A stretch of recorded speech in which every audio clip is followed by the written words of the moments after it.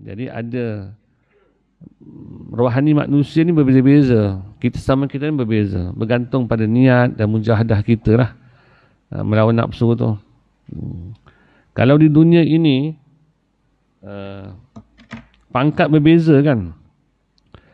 Korporal dengan private, nama pun dah sebut pun berbeza, pangkat berbeza, tentu gaji pun berbeza tu. Sarjan dengan korporal, last korporal berbeza. Kapten, jeneral, laksamana, makin tinggi pangkat, maka sudah tentu fasiliti ni lebih mewah lah.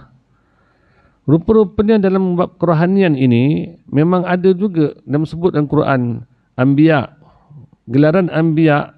Tentu ini yang paling popular, yang paling top sekali, Anbiya. Disusuli pula dengan ulama, disusuli pula dengan syuhada. Nama berbeza, tentu pangkat berbeza. Besok syurga ni pun fasiliti ni berbeza. Muqarrabin, salihin, mukhlisin. Ada nama berbeza, pangkat berbeza, rohani pun berbeza. Syurga besok berbeza tu, tak sama. Nanti jangan heran pula lah kalau tengok sesama kita satu surau, satu bumbung surau. Belajar pun satu guru, satu halaqah. Sembahyang pun sama-sama berjemaah. Tetapi kenapa kita lihat ada kawan kita ni syurga ni, Masya Allah, hebat sangat. Kalau ditanya, mungkin jawapannya cukup menakjubkan kita. Ada orang datang ke surau, solat berjemaah, sebab dah pencen kan, menghabiskan sisa-sisa hidup. Ada orang datang ke surau, solat berjemaah, kerana apa? Bengang dengan isteri, duduk surau lah. Ada orang datang ke surau kerana apa? Memang nak menjunjung sunnahnya Nabi, solat berjemaah. Ada orang datang ke surau bukan solat berjemaah, dia nak ilmu juga sebab ada pengajian. Ada orang datang ke surau solat berjemaah, niatnya solat berjemaah, niatnya nak junjung sunnah Nabi, niatnya nak mengambil ilmu, niatnya nak beramal dengan ilmu, niatnya nak sampaikan ilmu. Makin besar niat, setentu kedudukan kita berbeza besok. Bergantung pada niat. Justru itu, kita ini, apa pun kerja buat kita, besar-besarkan niat. Memperbagi-bagikan niat. Memperbagi-bagikan niat. Niat nak cuci hati, niat nak bersihkan hati, duduk dalam cahaya ilmu, nak dapat kerahmatan daripada malaikat dan doa-doa daripada malaikat. Lalu besarkan niat, maka besarlah kita punya harapan besok di akhirat. Niat tu penting. Jangan mengukur pada kuantiti amalan, tetapi fokuskan kepada kualiti amalan. Macam kita lah. Bismillahirrahmanirrahim. Alhamdulillah, wassalatu wassalamu ala asyrafil anbiya wal mursalin wa ala al-muslimin. Ma'inna Allah maftahul ta'alfil mansun alaina wa rahmatik. Wa zakina manisna ya dan jalim tamna fatah ya alim iftah alina nafsan qaribah Allah mafaqihna fid din. وعلمنا التأويل برحمتك يا أرحم الراحمين والحمد لله رب العالمين بسير الفاتحة أعوذ بالشيطان بسم الله الرحمن الرحيم الحمد لله صراط الذين أنعمت عليهم المغضوب عليهم ولا الضالين بسم الله الرحمن الرحيم نويت التعلم والتعليم والتذكر والتذكير ونفع انتفاء واستفادة والحيث على تمسك بكتاب الله ورسوله ودع إلى الهدى ودلالة على الخير ابتغاء الله مرضاته وقربه وثوابه سبحانه وتعالى. Muka surat 80 80-81 ya. Bismillahirrahmanirrahim. Qala musannifu rahimallahu tabaraka wa ta'ala wa nafa'na bihi wa ulumi fid dunya amin. Beliau berkata setelah itu, al-yaqinul adwamu fi ghaibatika anka wa wujuduka bihi. Keyakinan yang berterusan ialah pada lenyapnya diri kamu daripada, yakni melihat diri kamu dan menyaksikan wujud kamu hanyalah dengannya. Apa yang dipahami daripada kata-kata ini, maka lihat syarahnya muka surat 81, iaitu kamu tidak lagi menyaksikan dirimu sebagai wujud secara hakiki. Allah wujud, kita pun, makhluk pun wujud juga. Tapi dah nama Allah itu sebagai Tuhan, kita ni hamba, sudah tentu wujudnya berlainan, tak serupa. Jadi wujud Allah dipanggil wujud hakiki, wujud yang sebenar-benarnya, wujud yang tidak ada permulaan, wujud ada yang tidak ada permulaan, ada yang tiada kesudahan, adanya ia tidak serupa dengan mana-mana makhluk, adanya ia tidak berhajat pada mana-mana makhluk, bahkan makhluklah berhajat pada dirinya. Adanya Allah Ta'ala tidak berbilang-bilang, esa pada zat, esa pada sifat, esa pada perbuatan. Esa pada zat maknanya tidak ada zat lain melainkan zat Allah. Esa pada sifat, tidak ada sifat, tidak ada yang bersifat melainkan sifat Allah. Tiada perbuatan, yakni af'al, melainkan perbuatan Allah. Jadi kamu tidak lagi menyaksikan dirimu sebagai wujud secara hakiki. Kalau bukan wujud hakiki, kita ni wujud apa pula? Lawan hakiki lah, majazi. Wujud majazi. Wujud fantasi lah kita kata. Contohlah nak dekatkan faham, seperti tiang dengan bayang tiang. Tiang lampu, bayang tiang lampu. Wujud hakikinya mana? So, tentulah wujudnya tiang lampu itu. Ada pembayang yang menjelma daripada tiang batu, tiang lampu itu adalah wujud yang sementara. Wujud yang asalnya tiada, tiba-tiba diwujud. Maksudnya ada, dimulai dengan tiada dulu. Wujud kiasan. Apabila malam datang, tiang tetap ada, tiang lampu tetap ada. Tetapi bayang sudah tiada. Bermakna wujud majazi ini, wujud selain pada Allah Ta'ala ni wujud yang mana dia berubah-ubah. Boleh ada, boleh tak ada. Boleh ada, boleh tak ada. Itulah perumpamaannya lah untuk dekatkan faham. Tetapi kamu menyaksikan dirimu sebagai sesuatu yang diwujudkan. Kita ini disuruh melihat diri adalah wujud yang diwujudkan. Allah yang mewujudkan, adapun kita diwujudkan. Kamu tidak lagi menyaksikan dirimu sebagai wujud secara hakiki, tetapi kamu menyaksikan dirimu sebagai sesuatu yang diwujudkan. Kita ini sesuatu yang diwujudkan. Alam ini sesuatu yang diwujudkan. Amal-amal kita sesuatu yang diwujudkan.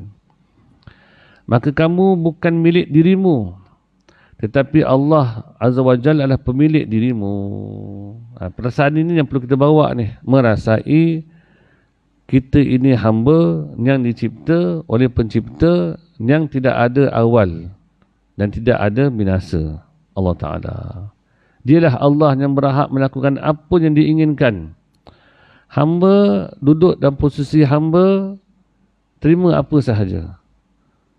Tuhan duduk posisi Tuhan dengan sifat ketuhanan, buat apa sahaja. Allah lakukan apa sahaja, hamba terima apa sahaja.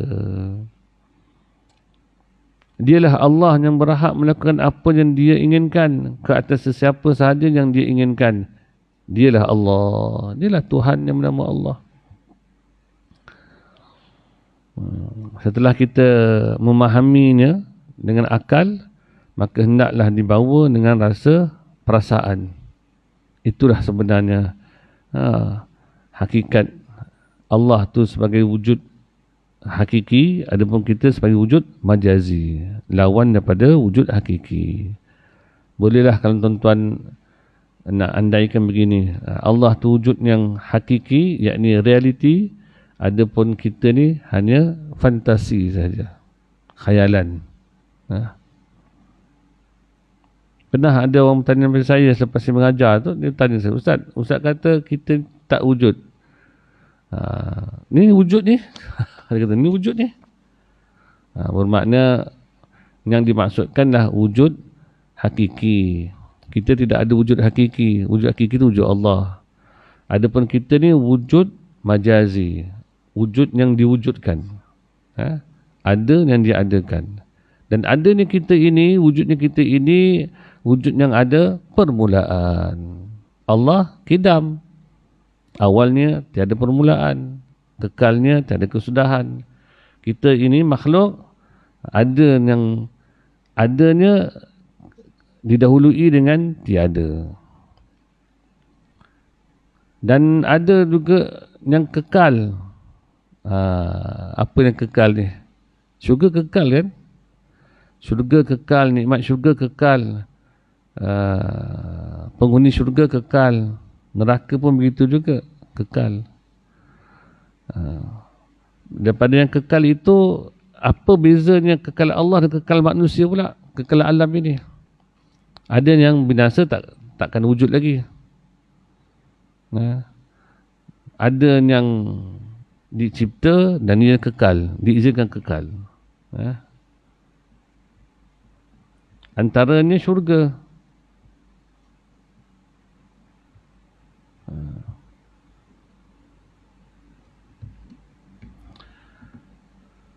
Di mana-mana kitab pun disebut seperti kitab Fardhul Faraid. Kitab Tauhid yang selalu dibaca di pondok-pondok. 10 perkara yang tidak akan binasa pada hari kiamat.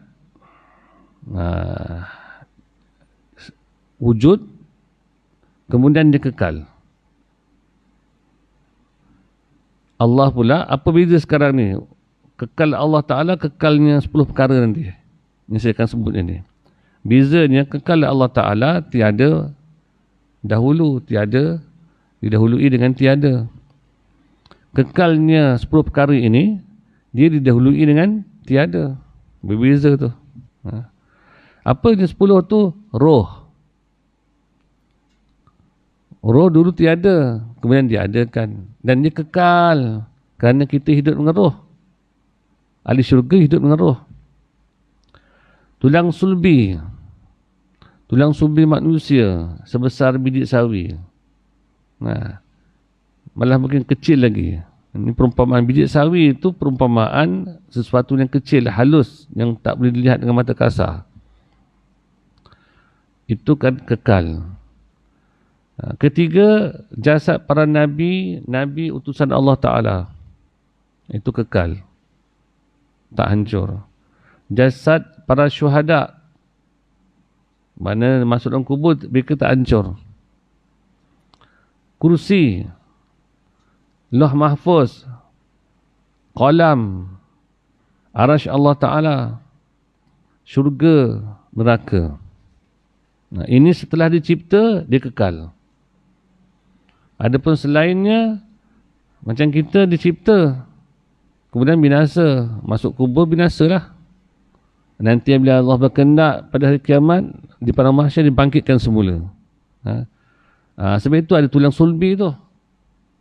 Di situ dah akan keluar. Roh kekal kan, tulang sulbi kekal. Maka bila tiupkan trompet, kita kata trompet lah. Kan tiupan pertama sangkala itu menghancurkan. Tiupan kedua menghidupkan. Maka keluarlah daripada tiupan itu jutaan, triliannya roh-roh yang akan kembali, maka manusia itu akan dihidupkan. Adapun roh, tulang sulbi, jasad para nabi, jasad pada syuhada, kursi, Lauh Mahfuz, Qalam, Arash, syurga, neraka, sejak dicipta ia tak pernah binasa, berterusan kekal.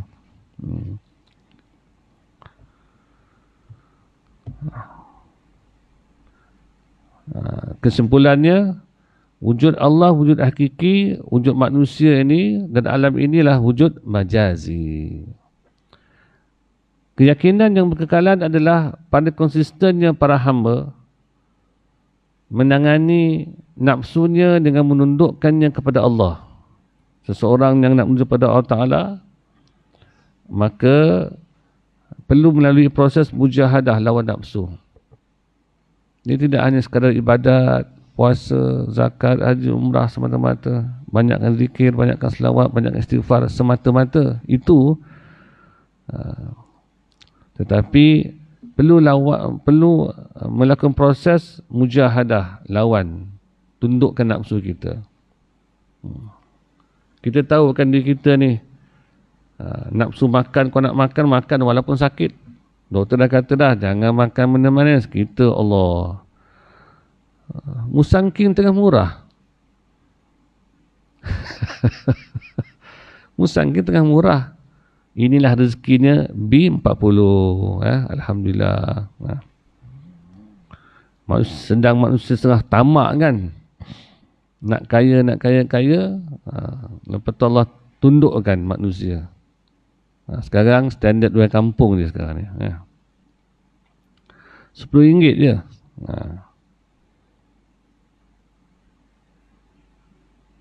Macam mangga harum manis lah. Dulu pernah ketika sampai tuannya bila dah jatuh merendum dia punya harga, tuannya pun sampai nak tebang dia punya pokok dia. Sebab manusia hidup dengan keakuan, maka Allah tundukkan dengan suasana alam ini. Datang penyakit, manusia berubah untuk membelinya dan sebagainya. Persaingan berlaku. Rupanya ada orang yang untung, ada orang yang rugi di situ. Yang penjual rugi, pembeli B40 ni untung, boleh senyum lah. Tengok tepi jalan tu bawa anak beranak. Dulu mungkin bapak makan seorang je. Duit tak ada nak ajak isteri, nak ajak anak, duit tak ada, tapi bapak dia kuat makan durian. Sekarang ni tak apa dah, bawa anak-anak beranak makan durian. Jadi manusia ni ada kalanya Allah tundukkan dengan suasana alam ni. Itu dia kata bahasa alam. Allah berbahasa dengan bahasa alam. Kalau sombong, aku gegarkan bumi ini. Aku letupkan gunung berapi. Aku banjirkan kamu dengan air. Dulu nak sangat pesta air kan, ambil. Kena air lepas tu. Saya di JK di disertasi. Ustaz, kuliah Ustaz, kita tangguh dulu Ustaz. Boleh, tak ada masalah. Kenapa? Surau masuk air Ustaz. Masuk air. Angkat kapet rupanya. Bila saya datang, macam mana bersih ni? Kami angkat kapet. Macam mana angkat kapet ramai? Busung lah ramai angkat. Lepas tu jemur, bersihkan, vacuum, pasang balik, panggil balik orang yang pasang kapet tu untuk pasang semula. Jadi kita ni kisah dulu Firaun, Haman, Qarun, semua orang yang membesarkan diri dengan kekayaan dan kuasa, Allah akan tundukkan dia dengan alam ini. Begitu kita ni kalau ada sifat seperti itu manusia ni, Allah akan hantar juga bala bencana untuk tundukkan manusia itu. Jadi kita perlu menangani nafsu kita, nafsu makan, nafsu tidur, nafsu syahwat. Syahwat ni penting. Nafsu kita, syahwat itu penting. Untuk apa? Untuk pembiakan spesies manusia. Penting. Kalau nak banyakkan lagi, buka cawangan lagi. Kalau tidak, pakai satu je lah. Tapi kalau kilang dah tutup, nak membiak macam mana? Kena buka kilang baru. Buka kilang baru untuk pembiakan. Kalau kita renung-renung di akhir zaman ini, kita melihat bahawa benarlah Islam tu mengajar. Panduan Islam tu benar sangat-sangat. Memang patutlah lelaki tu kahwin lebih daripada satu. Macam mana ada isunya haruan makan anak? Sebab haruan tu lapar. Macam mana boleh lapar makan anak? Habis tak ada pasangan, ataupun pasangan dah tutup kilang, ataupun pasangan buat tak tahu dah. Kerana masalah ni orang perempuan sekarang ni, maaf cakap lagi, tuan-tuan pantau-pantau lah anak-anak perempuan kita, isteri kita tu, beri kerja tanggungjawab isteri kita tu, biar dia tak pegang handphone banyak. Kalau pegang handphone ni, dia akan banyak belajar daripada handphone tu. Tiba-tiba dia cakap, I rasa hati I tidak ada siapa pun nak pelihara. Dan kita dengar, ini macam ayat dalam TV je, ayat lakonan.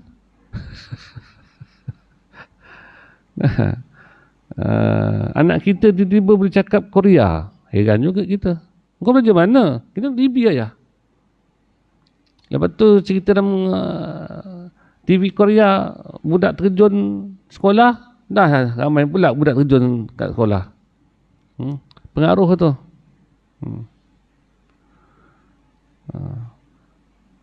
Jadi kita sekat handphone ni, kita boleh dianggap sebagai sihir khayali. Dia khayal, menghayalkan orang. Cuba tengok anak-anak kita, kalau tak dapat handphone, apa jadi? Dulu orang tua tengok anak-anak main tepi jalan maghrib, dah masuk nanti kena samput nanti. Sekarang tak payah tunggu jin, ini dah jinnya. Cuba ambil. Cuba tengok dia menangis, pusing-pusing kat bawah tu. Tak samput nama tu. Kalau begitu, dah kena sampuk, kena baca ruqyah supaya jin tu keluar. Kat mana? Baca kat handphone. Baca ruqyah, ayat ruqyah, ambil air, tiup pada air, ambil daun bidara. Lepas tu handphone ni rendam dalam air tu. Hilanglah jin tu. Yelah, habis dah masuk air, tak boleh nak buka, buang kan. Itu cara nak buang jin. Ruqyah jin.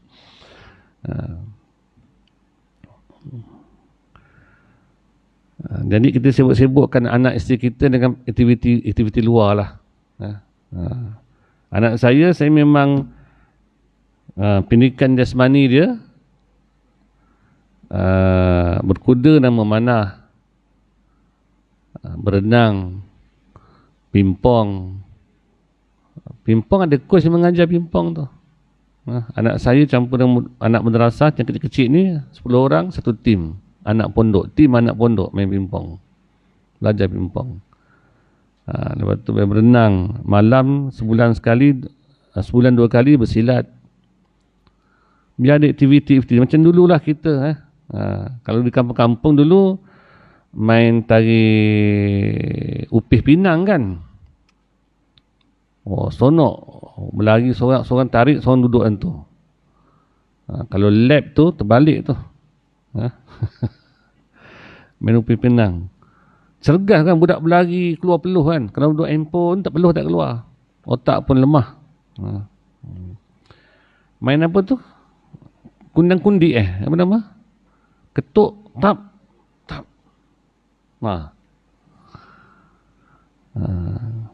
Lepas tu main apa tu? Buluh tu senapang tu.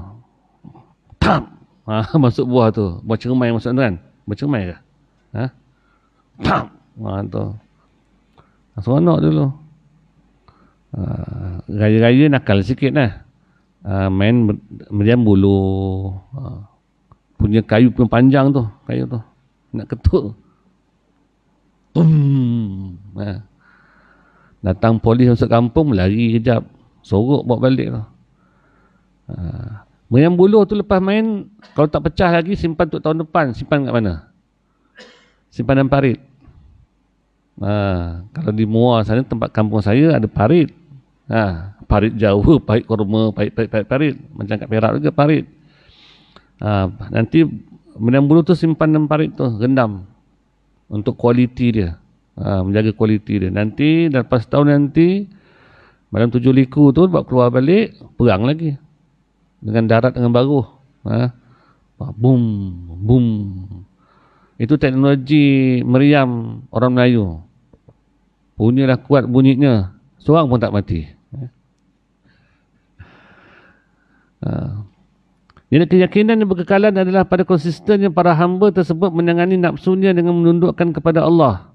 Jadi untuk menjalani perjalanan menuju Allah Ta'ala ni, lawan nafsu, sucikan hati, ikhlaskan hati untuk pergi ke Allah tu. Bukan hanya sekadar gerakkan badan untuk beramal lah. Maka dia tidak memandang melainkan Allah dan kepada Allah, dengan Allah dan kerana Allah. Dia tidak memandang melainkan hatinya, wajjahtu wajhiya lillazi fataras samawati wal ard. Dia hadapkan pada Allah. Kalaulah hati itu sudah dihadapkan pada Allah, maksudnya ingat Allah, bersandar pada Allah, maka wama ana minal musyrikin, tidaklah aku daripada orang-orang yang menyekutukan Allah. Jadi muqabalah, bahasa Arab ini dia ada lawannya, macam bahasa kita pun ada lawannya.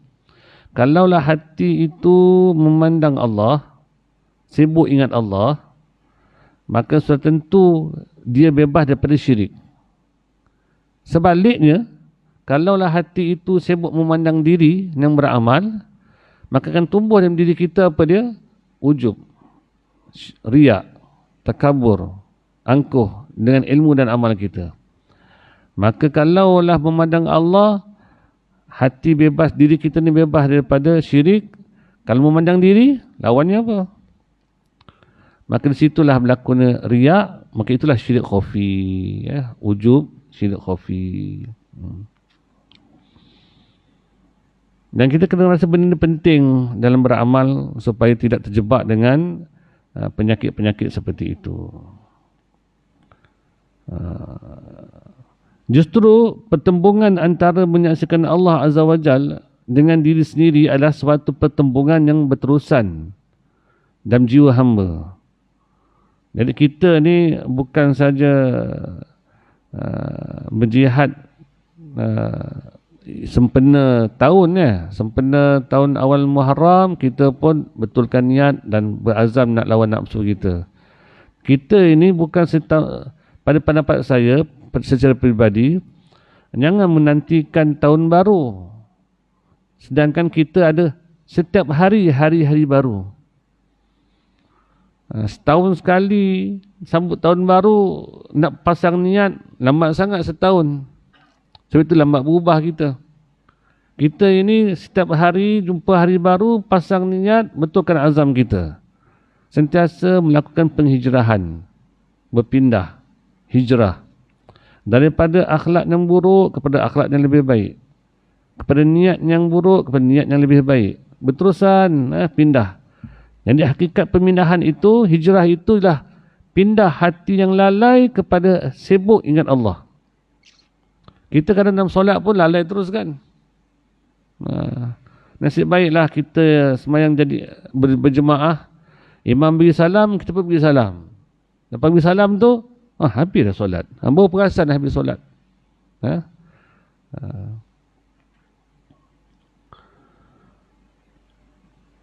Justru pertembungan antara menyaksikan Allah Azza wa Jalla dengan diri sendiri adalah suatu pertembungan yang berterusan.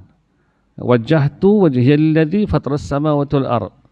Hati tu hadapkan Allah, dia patah balik, tengok diri, hadapkan lagi. Dia berterusan tu berlawan tu. Dia berpusing tengok diri sendiri, patahkan balik tengok Allah. Barulah sama. Kena lawan lah, kena berjihad lawan nafsu kita tu. Selagi dia bernafas di dunia ini, selagi mana kita hidup, selagi itulah pertembungan berlaku untuk melawan nafsu. Maka mujahadah, yakni melawan hawa nafsu dan mendidik jiwa sehingga mencapai kesempurnaan, kehambaan adalah suatu proses yang berterusan. Kerana di setiap peringkat kerohanian ada tingkatan yang lebih sempurna.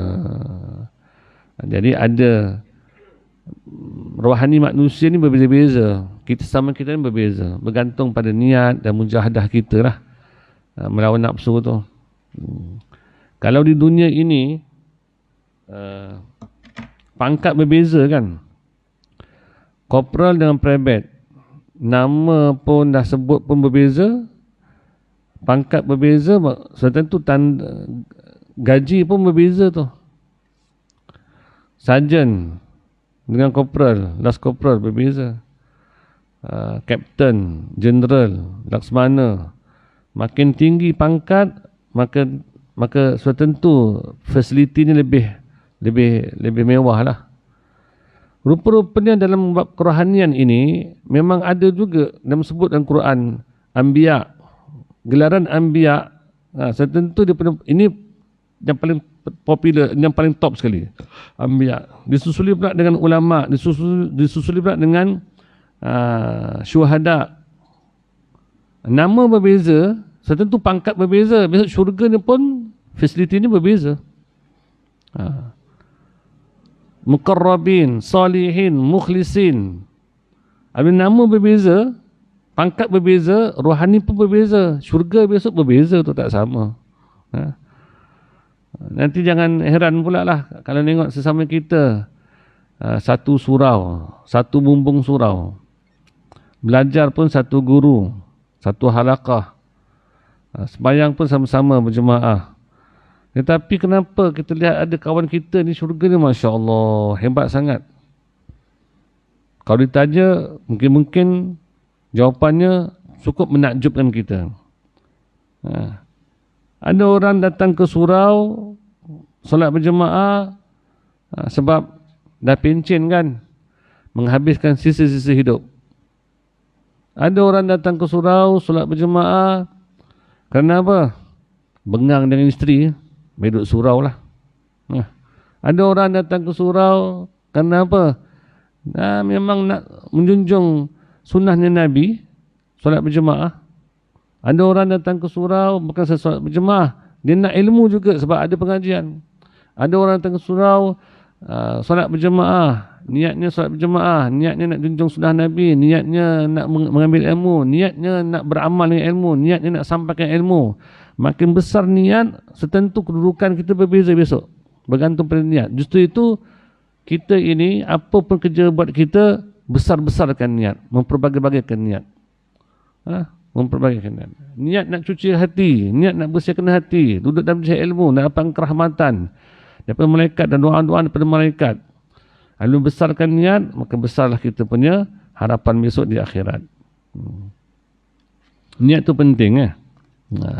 Jangan mengukur pada kuantiti amalan, tetapi fokuskan kepada kualiti amalan.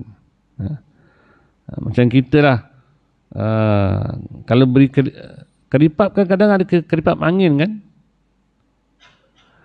ambil boleh goncang-goncang, boleh dengar, boleh tahu ni 2 biji ke 3 biji kentang ni. Keripap angin. Makan-makan, betul. 2 biji kentang dia ada. Potongan kentang tu ada 2 biji saja. Hampa tak itu? Hampa lah. Komen lah lepas tu. Tetapi yang sedap itu macam bakso kan. Bakso pun satu hal juga tu. Ada bakso tu dia lebih lipatan kulit ni saja, isi ni sikit. Kita pekat durian banyak busuk. Hampa tak? Ya hampa. Justru itu bukan nak kuantiti, kita nak kualiti. Biarlah durian tu mahal macam mana pun, RM45 sebiji, sekilo RM45, tapi makan puas. Berbeza dengan beli selonggok RM10. Bang, RM10 bang. Longgok tu buka busuk, lama-lama buat tempoyak kan. Begitu kan amal kita, kalau kuantiti ni banyak tetapi busuk macam tempoyak, macam mana? Sebab itu para salihin dahulunya, salafus salihin, mereka bila beramal, mereka tetap bersungguh-sungguh berusaha sedaya upaya bagaimana hati itu dihalirkan kepada Allah. Tidak melihat dirinya beramal, tetapi sibuk dengan Allah. Dan terus mensyukuri, sebab Allah akan tambah lagi hasil daripada syukur itu, Allah tambah nikmat kita. Lain syakartum la'azidannakum. Engkau syukur pada nikmatku, pasti aku akan tambah nikmat itu bagimu. Syukur dapat datang kuliah pada pagi ini, nanti Allah berikan kekuatan kita untuk tambahkan lagi kekuatan kita untuk datang kuliah berikutnya. Malam nanti ada kuliah, datang lagi. Ini beri kekuatan pada kita. Sebab Allah ini sentiasa buat baik, sebab dia pemilik nama-nama yang baik, sentiasa buat baik dengan kita. Tidak ada buruk di sisi Allah Ta'ala pada sudut pandang tasawufnya. Dalam bahasa syariat, ada baik, ada buruk. Ada dosa, ada pahala. Itu bahasa syariat. Tetapi secara hakikatnya, sebab datang daripada pihak Allah, tidak ada yang tak baik. Semuanya baik. Maka macam mana kita nak membacanya? Begini. Nikmatnya mendatang, itu rahmah. Buruknya mendatang, itu hikmah. Kita dapat bangun malam, berpuasa, puasa 11 Muharram, sunatlah 9, 10 ataupun 10, 11 ataupun 3 hari terus 9, 10, 11 berpuasa. Itu apa? Rahmat Allah, kasih sayang Allah. Dan namanya manusia terjebak juga dengan dosa. Solat tapi mengatur orang boleh tahan juga kita ni. Maka itu hikmah. Hikmahnya apa? Supaya kita rasa bersalah dan hati kita hancur, merintih di pintu taubat. Itu ada hikmahnya. Kalau kita tak bersalah, sentiasa beramal terus, payah kita nak hancurkan hati kita. Payah kita nak rasa bersalah. Buat baik tiba-tiba rasa bersalah. Payah tu. Hanya orang yang bersalah saja rasa bersalah. Kita kalau lihat zohirnya baik, kita nak rasa bersalah tu payah. Padahal anak Adam tidak ada yang tak bersalah. Semua dia bersalah. Semuanya berdosa. Maka jadilah pendosa yang terbaik. Apa dia pendosa terbaik? Bukan on terus. Pendosa terbaik itu ialah orang yang tutupi hidupnya itu dengan taubat. Banyak minta ampun dengan Allah Ta'ala. Taubat terus.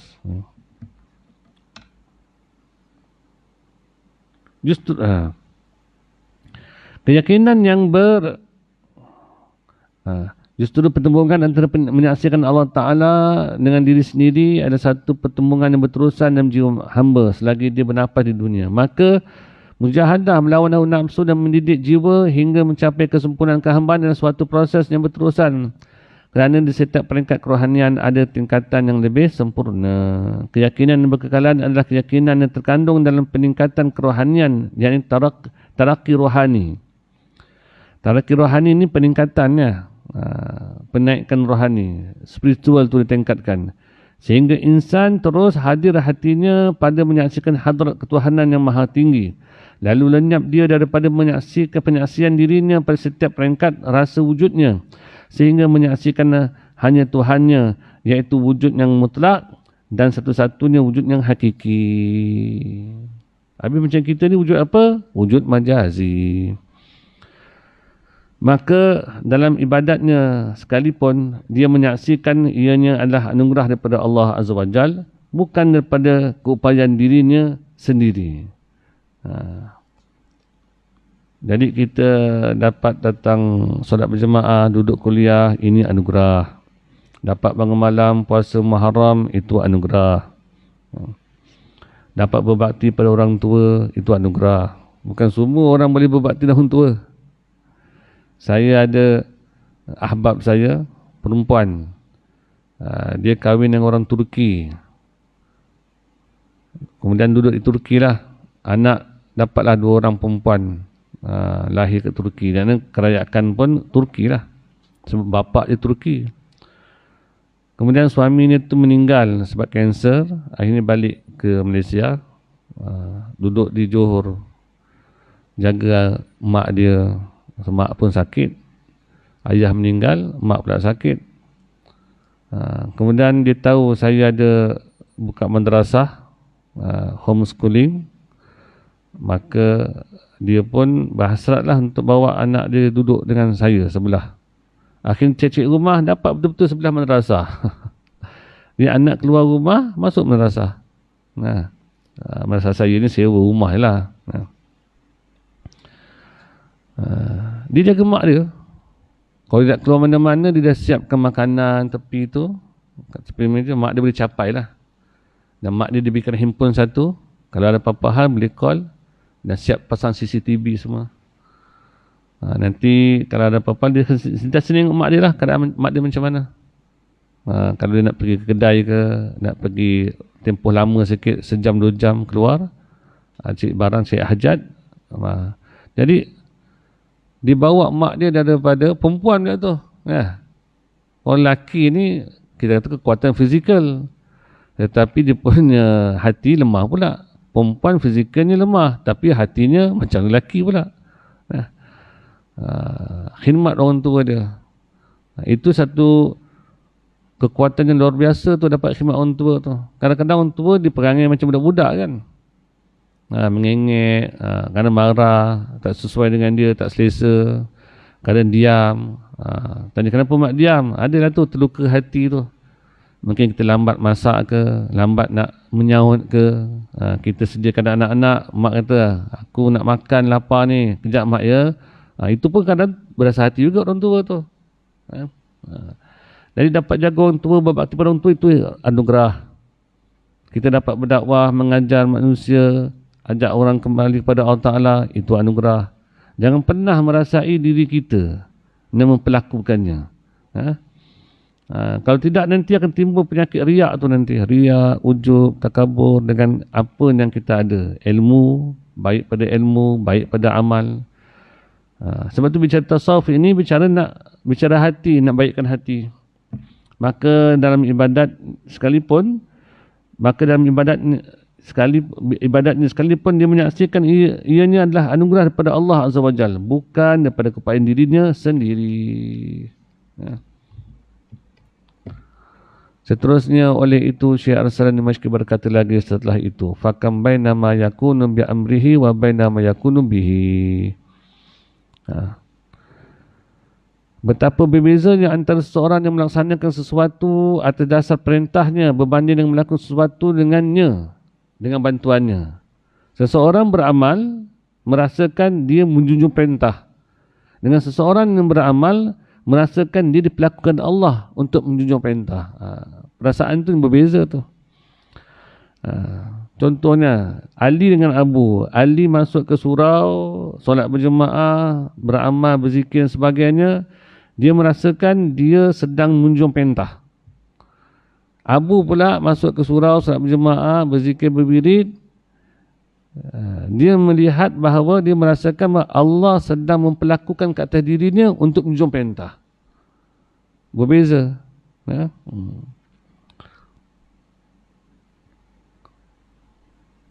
Memanglah berbeza antara orang yang melakukan ibadat dengan rasa dia diperintah, dengan orang yang melakukan ibadat dengan rasa dirinya dibantu untuk melakukan perintah itu.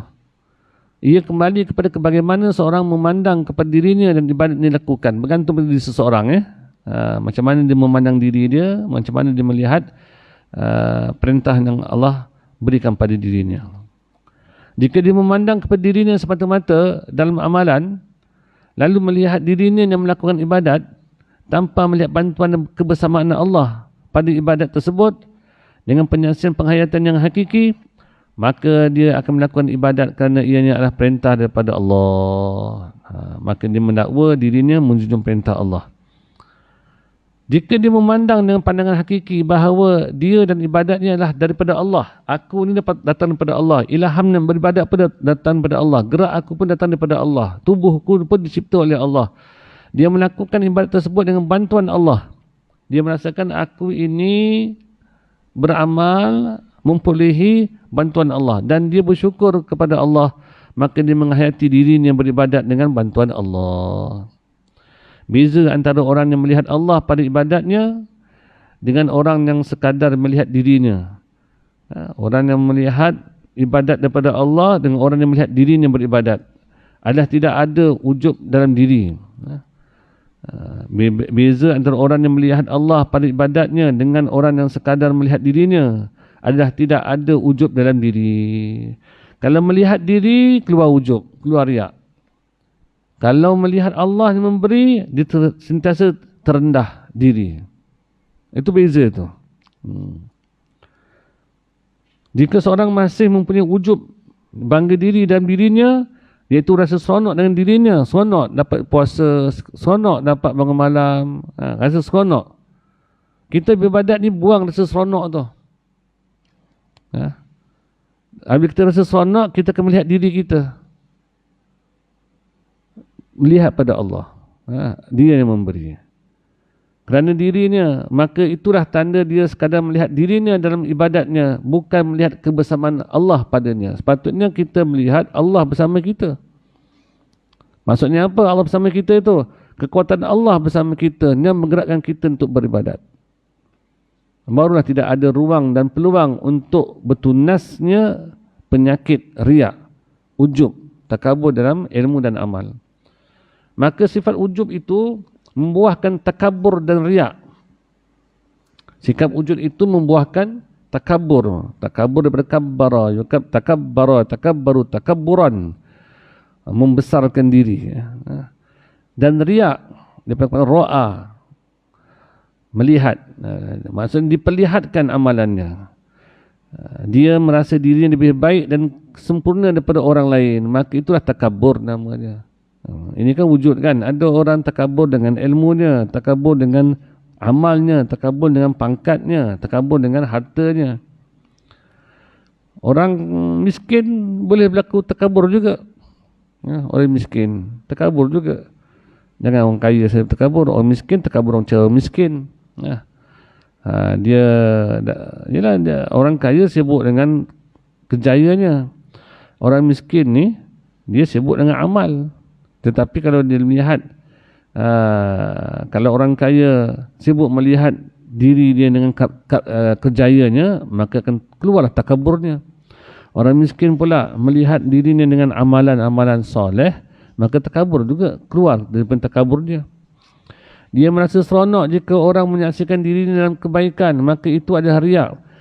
Dia seronok dengan dirinya, maka dia berjaya melakukan apa yang diperintahkan ke atasnya. Alhamdulillah dapat puasa sunat. Setengah tempat, macam semalam saya mengajar satu tempat masjid tu, ada makcik tu keluar masuk saya mengajar. Lepas tu lepas habis mengajar dia pun jumpa saya. Ustaz minta maaf Ustaz saya tadi imam call saya tadi. Saya kata saya duduk dalam kuliah.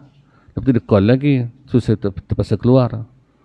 Sebab nak siapkan persiapan untuk 300 orang semalam berpuasa di masjid, buka puasa di masjid sempena sebelum Muharram kan.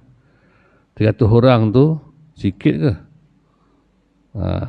Takkan nak buka puasa dengan cokodok jagung. Tak jadi. Mesti yang menarik sikit.